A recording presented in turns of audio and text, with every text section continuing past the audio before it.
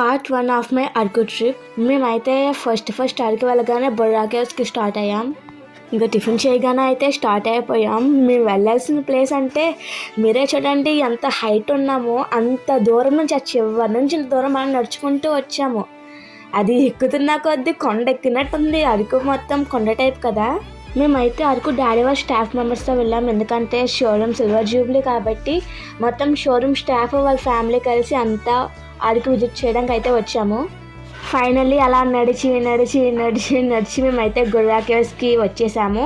లోపలికైతే స్టార్ట్ అయిపోయాం. నేనైతే ఈ బొర్రా కేవ్స్ లోపలికి వెళ్ళక ఒక విషయం నాకు తెలుసుకున్నాను. అసలు ఈ బొర్రా కేవ్స్ మన ప్రపంచంలోనే రెండవ అతిపెద్ద గుహ అంట. ఈ గుహ ఎలా బయటపడిందంటే, ఒకరోజు అక్కడ పైన ఒక కండ మీకు తర్వాత కనబడుతుంది వీడియోలో. ఆ హోల్లోంచి ఒక ఆవు అయితే కింద పడి ఈ గుహలో చనిపోయిందనమాట.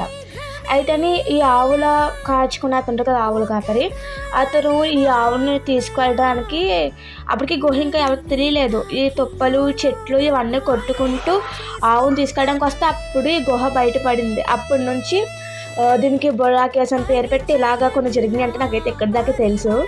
ఇంకా దీని విషయానికి వచ్చేస్తే బొర్రా కేవ్స్ అయితే చాలా బాగుంది. లోపల అయితే ఫుల్ లైట్ సిస్టమ్తో అరేంజ్ చేశారు కేవ్ మొత్తము.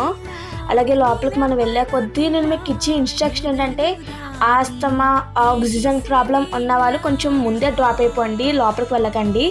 ఎందుకంటే నేను చూసిన ఇన్సిడెంట్ ఏంటంటే, కొంతమంది ఒకరు చిన్న పాప ఒకరేమో పెద్ద ఆవిడే లోపలికి వెళ్ళి ఊపిరి అందక వాళ్ళు అన్కాన్షియస్ అయిపోయారు. వాళ్ళ కోసం మళ్ళీ అంబులెన్స్ కూడా వచ్చింది. అందుకని కొంచెం మీ లైఫ్ని రిస్క్లో పెట్టకుండా కొంచెం ముందు జాగ్రత్త చూసుకొని వెళ్ళండి. ఇంకా మేము బయటకు వచ్చేటప్పుడు మళ్ళీ ఒక టికెట్ ఫామ్ దగ్గర ఫుల్ రష్ అయిపోయింది. ఇంకా తర్వాత మేము ఎక్కడికి వెళ్ళామో తెలియాలంటే వెయిట్ ఫర్ పార్ట్ 2.